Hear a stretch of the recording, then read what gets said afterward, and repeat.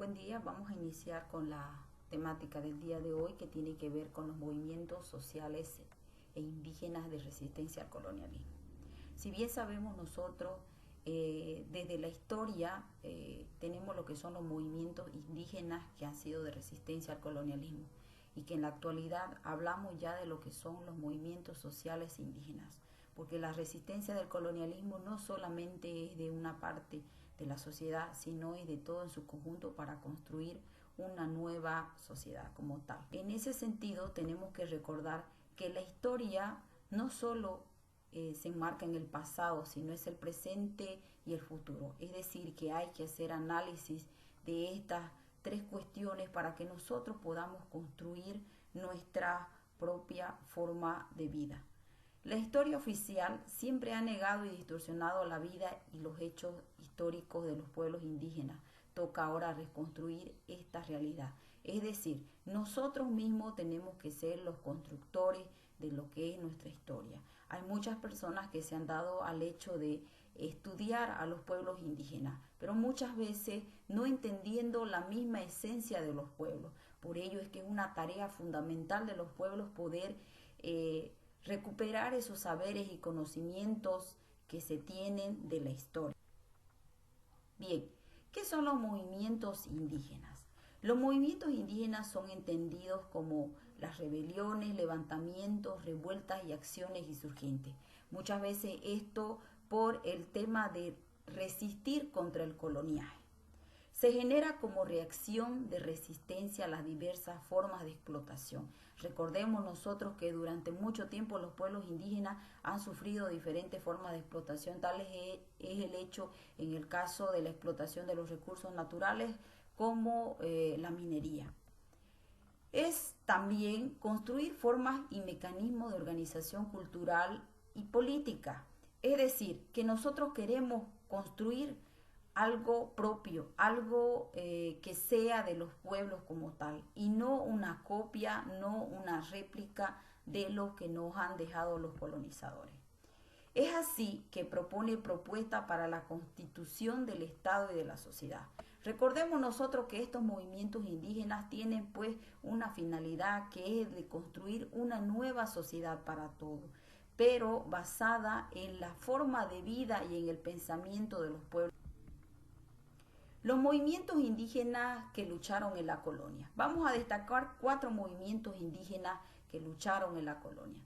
Tal es el caso del movimiento El Taqui Uncuy, el movimiento de Tupac Amaru, Tupac Katari y Tomás. Recordando el movimiento de El Taqui Uncuy, este se generó a los 25 años de opresión, es decir, a la llegada de los colonos recién 25 años después, este movimiento comienza a despertar en un sentido de ser resistencia de estas formas de opresión.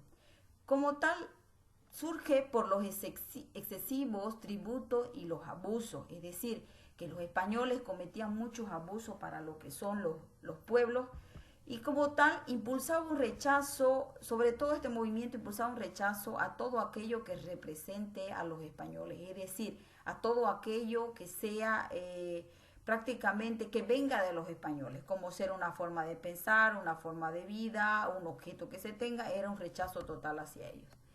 Los indios que fueron bautizados deberían reestructurar sus creencias. Una de las bases y de los fundamentos que tenía el Taqui Uncuy era que los indios que han sido bautizados por los españoles deberían dejar esas creencias, ya no deberían practicar esas creencias y deberían olvidar y comenzar a practicar lo propio. Fue liderizado por Juan Togne, acompañado por 2 mujeres que son Santa María y María Magdalena. Esto en un sentido de poder precisamente lograr un cambio en el contexto. Pero luego de 7 años el movimiento fue reprimido, llevado al Cusco y desmentirse. Es decir, este movimiento como tal llevaron a estas personas y públicamente hicieron que estas personas prácticamente desmientan todo ese movimiento que estaba en contra de los españoles. Esa fue una de las peticiones que hicieron los españoles y que le obligaron a estos personas. El segundo movimiento que tenemos es el de Tupac Amaru. Es representado por José Gabriel Condorcanqui, nació en Surimana el 9 de marzo de 1738. Prácticamente este personaje es conocido como Tupac Amaru. Fue desde los 10 años en el colegio de Curacas dirigido por sacerdotes. En este sentido, este personaje ha recibido una educación y ha logrado tener una vivencia con los que son más cercanos a los españoles. Sirviendo esto de estrategia para que este personaje conozca esas vivencias, esa forma de pensar, esos estilos de vida que tienen los españoles. En 1760 se casó con Micaela Bastidas y tuvo 3 hijos. Tenía problemas con los corregidores abusivos y defendía a los indios de su raza, por ello ajusticiaron a varios. Es decir, este personaje, al ya tener un contacto con los españoles, precisamente vivió, observó cómo se trataba a su gente. Y él estaba ya con ese pensamiento de liderizar, de encabezar, de lograr un levantamiento que prácticamente libere a su pueblo. El 5 de mayo de 1781, luego de crueles torturas, fue descuartizado en Cusco. Es decir, a pesar de sus intentos de liberar a su pueblo, de luchar por su cosmovisión, por su convicción, esta persona precisamente fue descuartizada por los españoles. Y bueno, nos dejó un legado muy importante que es para analizar en nuestra actualidad. Aquí hay solo 2 culpables, tú por oprimir a mi pueblo y yo por querer liberarlo. Es decir, él no es prácticamente una de las personas como los españoles hacen ver que fuera el culpable de que quizás el catolicismo no hubiese avanzado, sino él estaba prácticamente en una lucha precisamente justa, que era liberar a su pueblo y que dejen de oprimir. Tenemos también a Tupac Katari, que es más conocido como Julián Apaza. Nació en el Ayu de Sulcavi, de Ayoayo. De adolescente era sirviente en la parroquia comerciante de Coca, cuando la rebelión se hizo llamar Tupac Katari.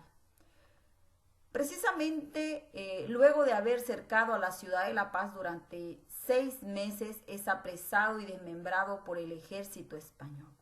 Este personaje precisamente de igual manera ha tenido un acercamiento con la Iglesia Católica, pero no porque hubiese querido, sino por necesidad.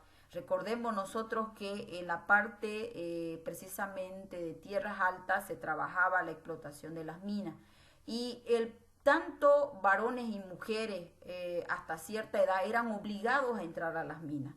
Entonces, padre de Julián Apaza ya les tocaba entrar al trabajo de la mina, entonces este personaje, los padres decidieron darle al sacerdote de la comunidad para que pueda hacerse responsable y pueda criar a Julián Apaza. Es así que él tiene una cercanía con la iglesia y con el sacerdote. Y es así en su vida precisamente comunitaria donde conoce a a lo que es Bartolina Sisa, que hoy día la conocemos como esposa de Tupac Katari. El 15 de noviembre de 1781 luchó junto a su esposa Bartolina Sisa y Gregoria Apaza. Fue descuartizado por 4 caballos y nos dejó un legado también. Yo muero, pero después de mí, miles se levantarán. Es decir, que después de este personaje, el movimiento indígena no muere ahí, sino que empieza, recién ha iniciado, para proseguir con la lucha. Tomás Katari. Este personaje viajó de Potosí a Chuquisaca para reclamar por el aumento del tributo a las tierras de los indígenas. Es decir, como los españoles se consideraban dueños de las tierras, estos personajes de cierta manera no eran dueños de las tierras. Y en ese sentido, para tener tierras, para vivir en esos espacios, se les condicionaba como pagar tributos. Esos tributos que iban de un pago monetario hasta trabajos que se tenían que hacer para los españoles. Al no ser escuchado por las autoridades, viajó a Buenos Aires a entrevistarse con el virrey José Vertis. El 24 de agosto de 1780 se consumó la rebelión, donde se detuvo al corregidor Alos junto a otros españoles. Al ser considerado como indio alzado por órdenes de la audiencia, fue apresado, es decir, prácticamente para los españoles este personaje era una persona que trataba de encarar, de hacer, de afrentar a lo que son los españoles, y los españoles no podrían admitir la participación de este personaje como tal. Siendo de esta manera, el 15 de enero de 1781 lo mataron y arrojaron al precipicio, y como tal no se supo prácticamente del cuerpo de este personaje porque fue tirado precisamente al precipicio. Una de las formas que tenían precisamente los españoles era hacer que estos personajes mueran de una forma de amedrentar a los, en ese entonces, indígenas de tierras altas o de tierras bajas. Pasamos a lo que son los movimientos sociales. En la actualidad se habla mucho de esto porque han logrado y han hecho un cambio radical dentro de la sociedad. Nosotros, por lo tanto, en la actualidad hablamos de lo que son movimientos sociales e indígenas como tal. Los movimientos sociales son actores colectivos de carácter movilizador, que persiguen objetivos de cambio a través de acciones y para ello actúan con cierta continuidad, con un alto nivel de integración simbólica. Es decir, se los considera como un grupo, como un conjunto de personas. Estas personas se reúnen, se organizan porque tienen objetivos comunes. Sus objetivos comunes pueden variar dependiendo de lo que ellos se estén proponiendo. Y para ello también se distribuyen ciertas tareas para lograr este cometido. Su integración generalmente es simbólica, es decir, se trata de crear nuevos rastros simbólicos que nos ayuden a nosotros a poder tener la unidad. Se caracteriza por su débil estructuración orgánica. En este sentido puede ser que el movimiento social esté un cierto momento, un cierto tiempo, quizás hasta que se logre el cometido y el movimiento social puede desaparecer como tal. Su discurso temático y transversal, es decir, no es un discurso que le corresponda solo a un grupo social, sino es un discurso que prácticamente es una necesidad para todos. Su ámbito preferencial de intervención que suele ser política no convencional o crítica, es decir, a la intervención, al surgimiento de ese movimiento social, muchas veces los actores políticos lo toman como una situación, por no decirlo, de que va a surgir un nuevo actor político, puede surgir otro contrincante, otro personaje, y donde siempre las personas están acostumbradas a que sean los mismos personajes políticos de siempre. Y cuando vemos que una persona quiere liderizar correcta, quiere enmarcarse, quiere surgir, entonces lo toman como una persona, digamos que está tratando de ganarse un lugar dentro de la sociedad. Su orientación hacia el poder suele ser conflictiva. La naturaleza de sus recursos suele ser de carácter simbólico, como la disciplina y el compromiso de sus miembros. Su incidencia en el ámbito simbólico. En el ámbito simbólico porque es un sistema de narración que pretende crear nuevos registros culturales, explicaciones y prescripciones de cómo determinados conflictos son expresados socialmente. Por ejemplo, cuando hablamos del ámbito social, el legado que nos dejó Tupac Katari, Tupac Amaru, Tomás Katari, al hecho de decirnos hoy moriré pero mañana volveré y seré millones, nos deja un registro simbólico, a eso se refiere. En el ámbito interactivo, porque es un actor político que incide en el conflicto social y pretende cambiar la correlación de fuerzas existente en el ámbito concreto de conflicto, ¿ya?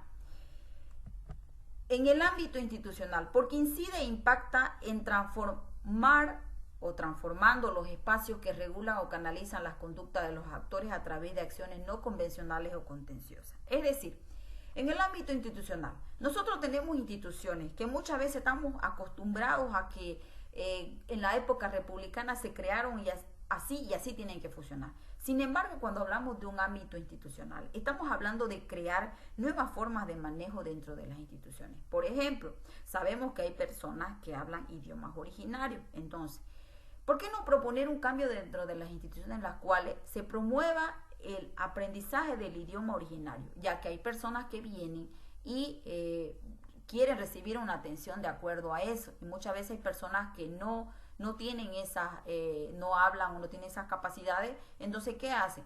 No la atienden o no la comprenden bien a esa persona. Ese es un cambio institucional, lograr cambios dentro de instituciones para bienestar de las personas. En el ámbito sustantivo, porque es un instrumento de cambio en la realidad. Cuando hablamos de los sustantivos estamos hablando de nosotros como personas. ¿Qué cosas nos pueden beneficiar? ¿Qué cosas nos pueden ayudar a por ejemplo, prevalecer? Un caso podría ser los derechos que tenemos como personas nosotros. Ese es en el ámbito sustantivo. Por ejemplo, yo como persona tengo varios derechos. Tengo derecho a la educación, derecho a la vida, derecho a la salud. Entonces puede ser dependiendo del ámbito que los movimientos sociales. Bueno, hasta aquí es un panorama general de lo que yo les puedo dar de lo que son los movimientos sociales e indígenas en lo que ha sido la historia de Bolivia.